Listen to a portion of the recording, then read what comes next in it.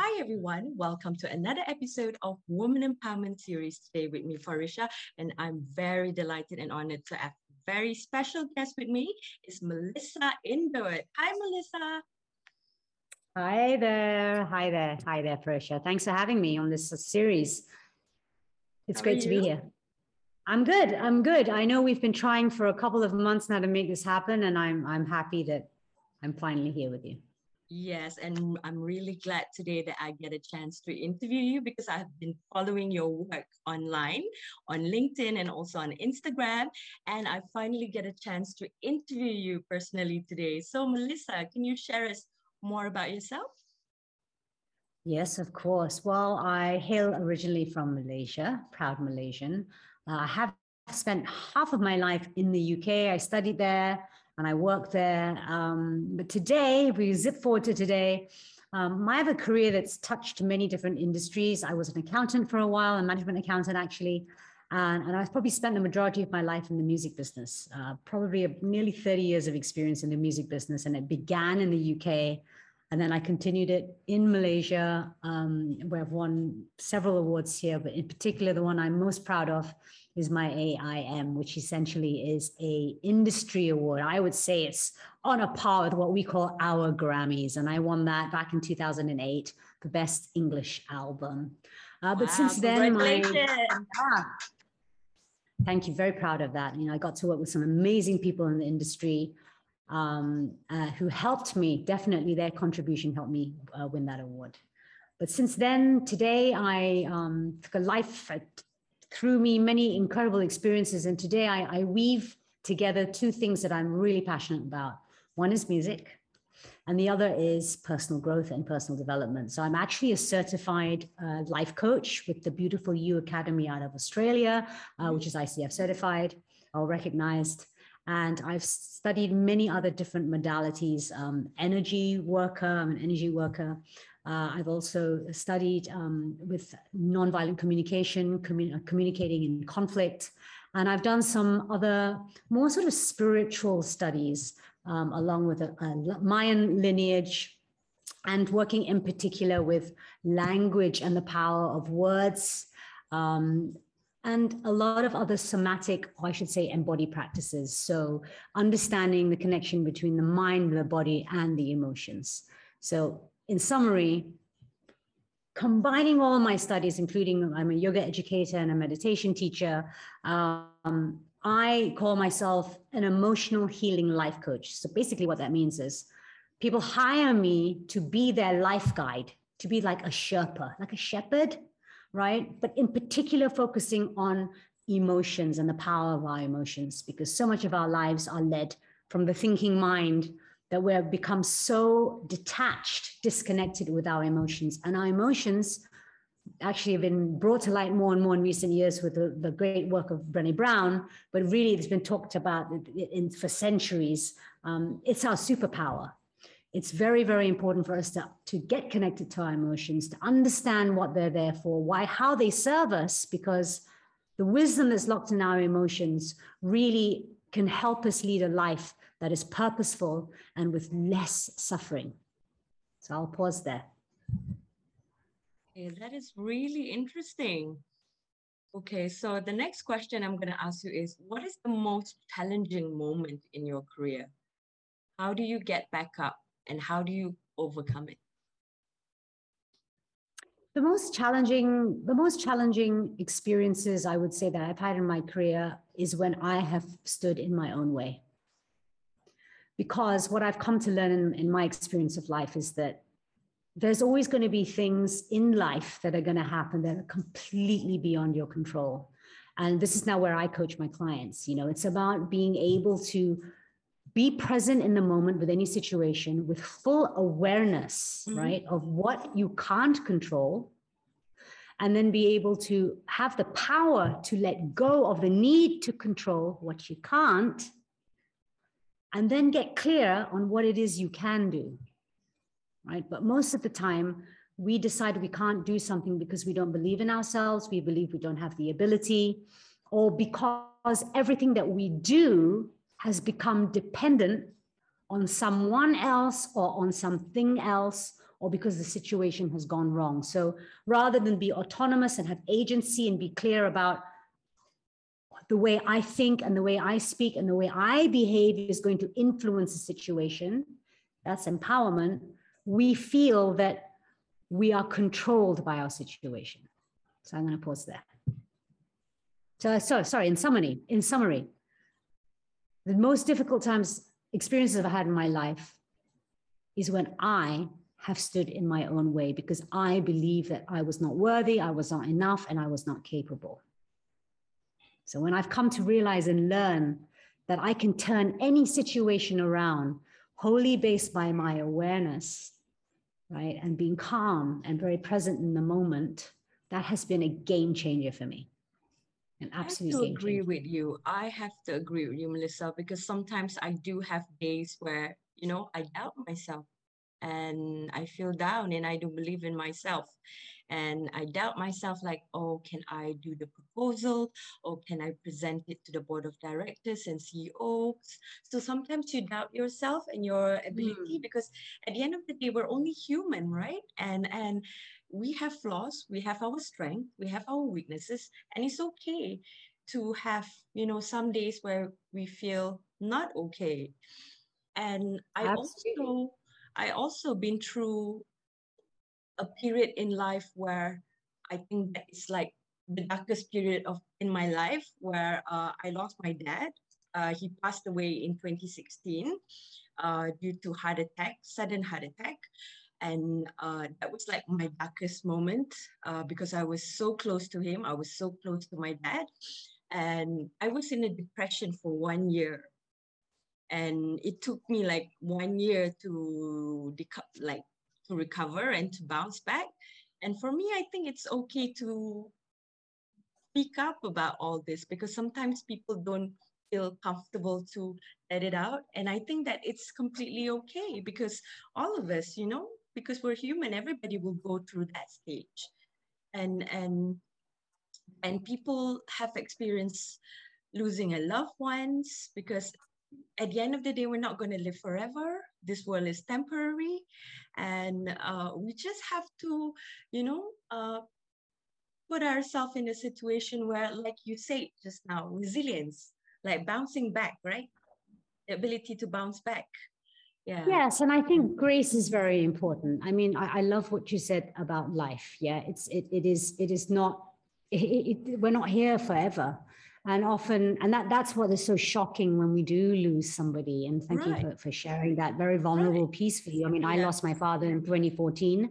And then 2 years later, I lost someone that I feel very much was part of my soul family, Samantha Schubert. She's very well known in Malaysia.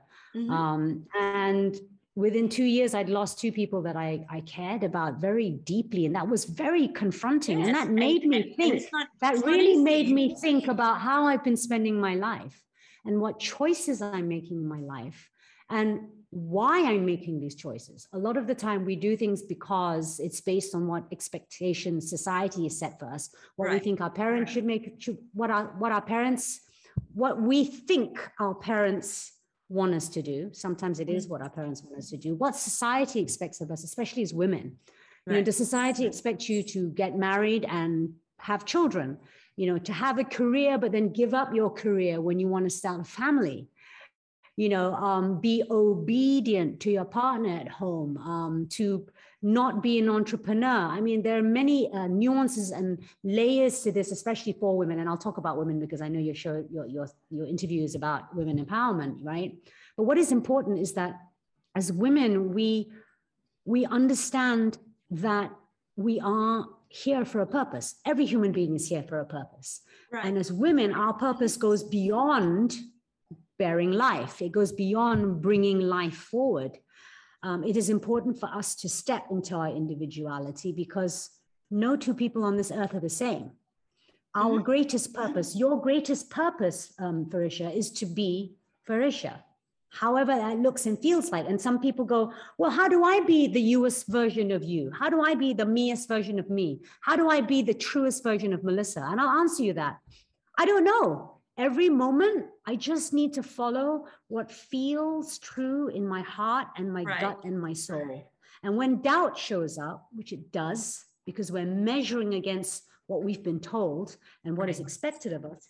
What I do with doubt is I say that doubt is an invitation to inquire more, to ask more questions, to get more clarity. It's not something for me to shrink away from and become smaller.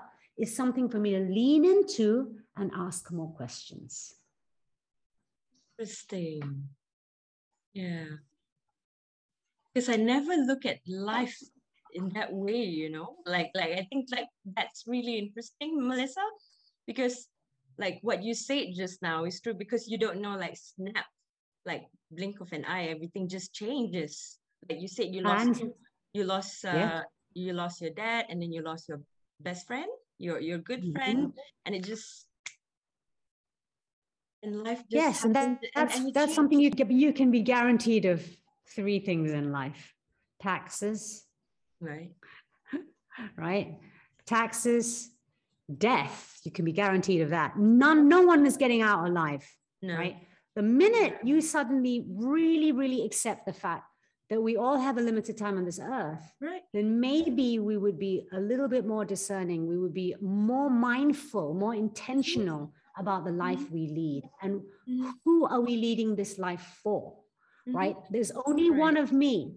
If I don't live fully life my way, who will do it? If you didn't live life your way, Farisha, all the wisdom and experience that only you can gain from living life your way would be lost. If you tried to be someone else, right, then all that wisdom would be lost. So everybody watching, your greatest purpose in this lifetime is to be you. And if you don't know who you are, then your purpose is to discover that. And how do you discover that? By living, by trying different things, by experimenting. That's what life's about.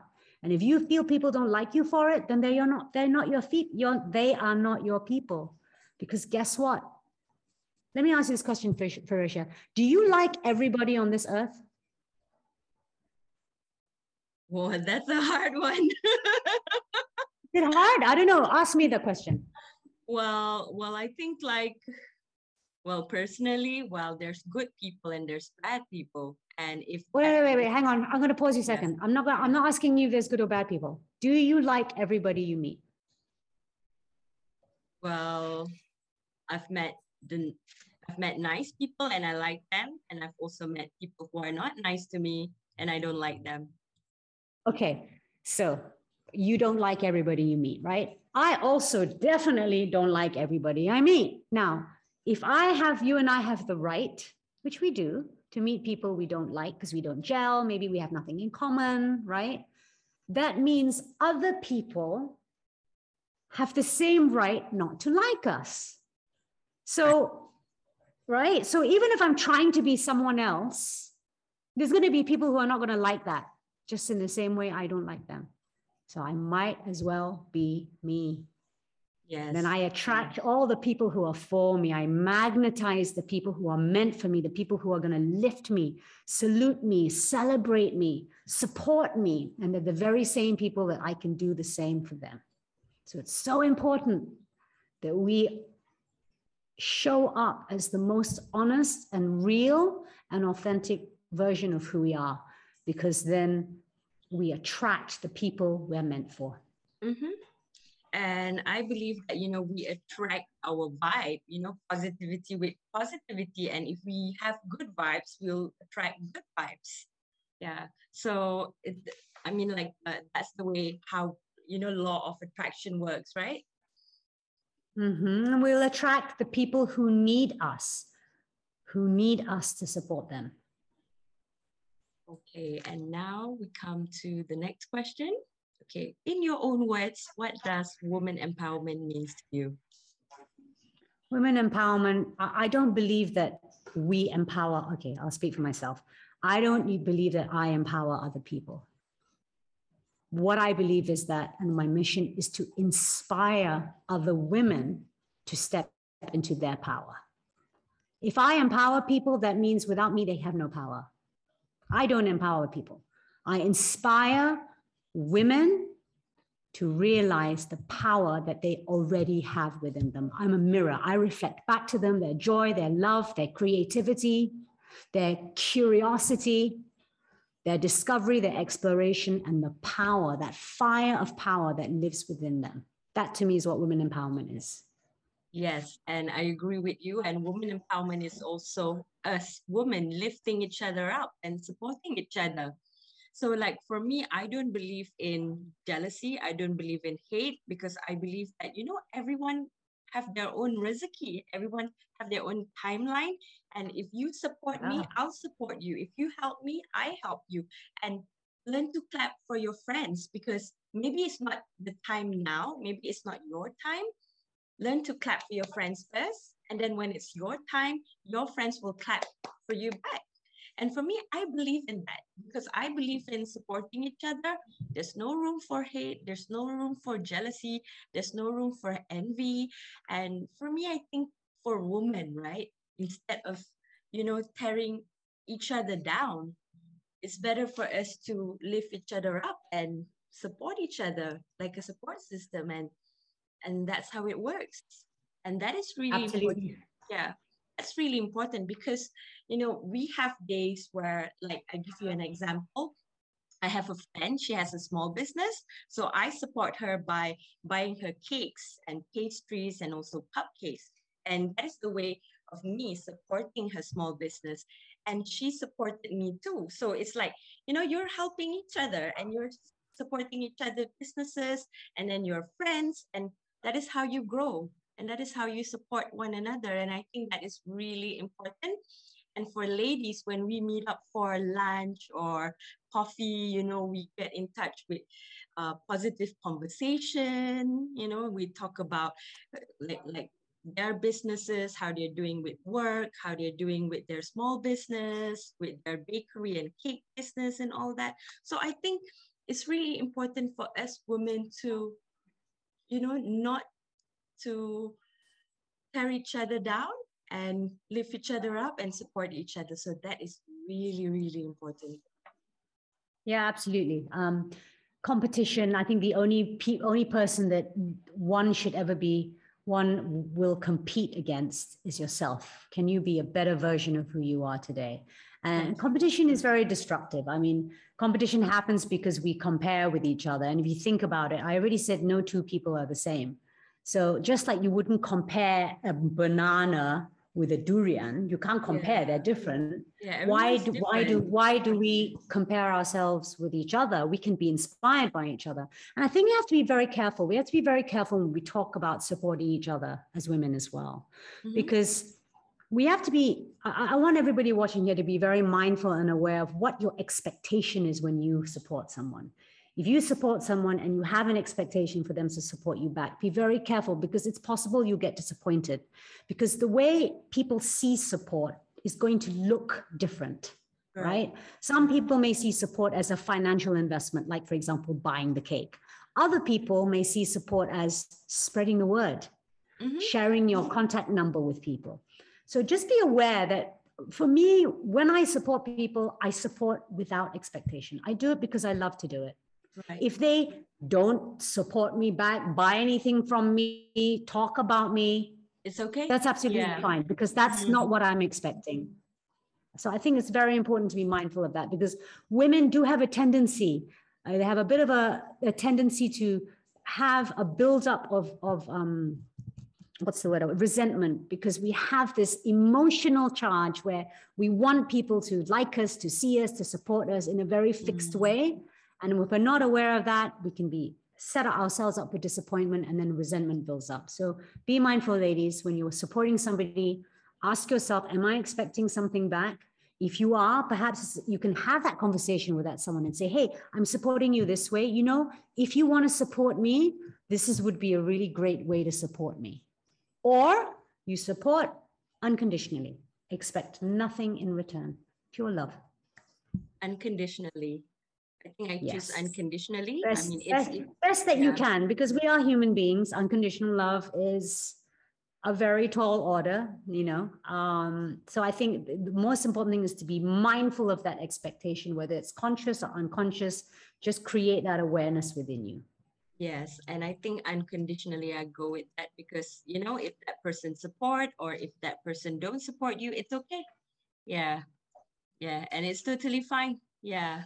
And I think that should be the way, you know, like for us to think that way and not to feel like, oh, okay, oh, it's okay, it's fine. So I think it's like it's better to be that way. If that person support us, yes. If that person don't support us, then it's okay. Okay, let's go to the next question. The next question is, who are the women that you look up to? Idol, someone that you admire in Malaysia and also internationally? I got to be very honest. The person that and some of you may be like, oh, but really the person I admire the most in Malaysia is my mother. Me too. My mom, I Yeah. admire.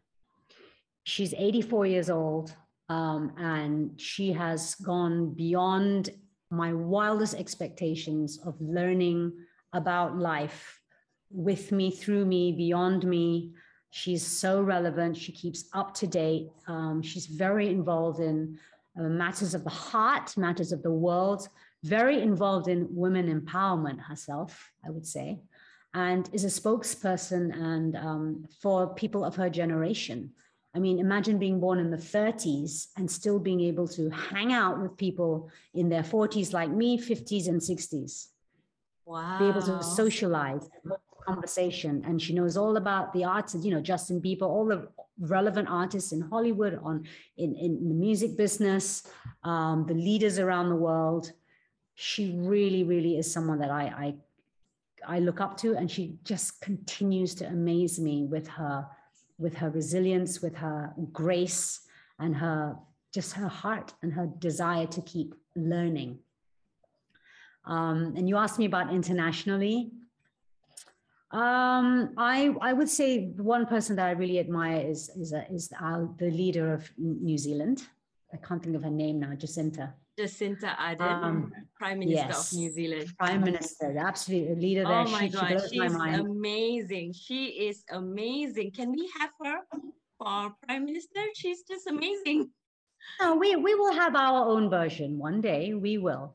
And that is very important. If Women Empowerment Malaysia, rather than focus on what is not working, right? We need to focus on what we can do. Remember what I said earlier. There's many things that we have no control over, but what we can be empowered with is ourselves. What can we do? How can I change my mindset? How can I contribute? How can I speak up what is true and real for me so that I can attract the same types of women with the same mindset, and we can grow together and create change? That is the most important thing. As Malaysians, we have a tendency to obsess over what is not working, to complain. We're very, very good at complaining, right? We want to shift that habit. We want to shift that behavior. We want to shift that mindset. What can I do? What can we do together? Stand together and make a change and make a difference. Let your voice be heard. Let yourself be heard, the most beautiful version of you. That's where change can happen. Right. Okay, so we've come to the last question, Melissa. Okay, so what is your advice to the young ladies out there? Oh my gosh, I just said it. That was that is definitely my closing line, which is, there is only one version of you in this world. I've said it many times. I'm going to say it again. There is only one version of you in this world. Everyone Only is unique. you can live life. Only you can live life your way. And when you live life your way, you harvest the wisdom of your experiences to then share, to then embody and share. If you don't do that, all that wisdom will be lost, because nobody else can do that but you. You are the one, the light of the universe. You bring hope when there's none. That is my gift of wisdom to every woman who's watching this. Be proud to be you. By being you, we will magnetize your sacred soul sisters who will lift as you rise, lift each other as you rise, and celebrate and grow and make change together.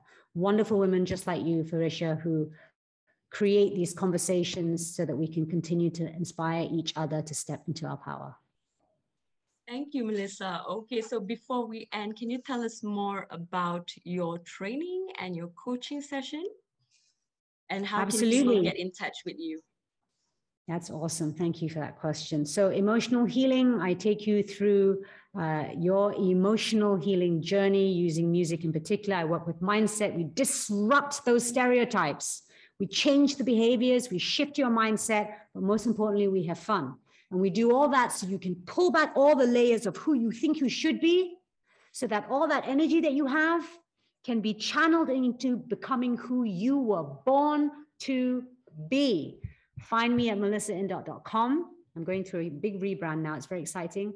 Best way otherwise is to contact me on LinkedIn. My name is Melissa Indot on LinkedIn, and all other social media platforms. If they're there, you'll find me as Melissa Indot. And really my focus is on VIP coaching, one-on-one coaching. About 2 or 3 times a year, I run a group coaching program, but really I'm hyper focused on working one-on-one with people, actually playing one-on-one with people to get you back into your creative flow, to be the best version of who you were born to be. That's me. Awesome. Awesome.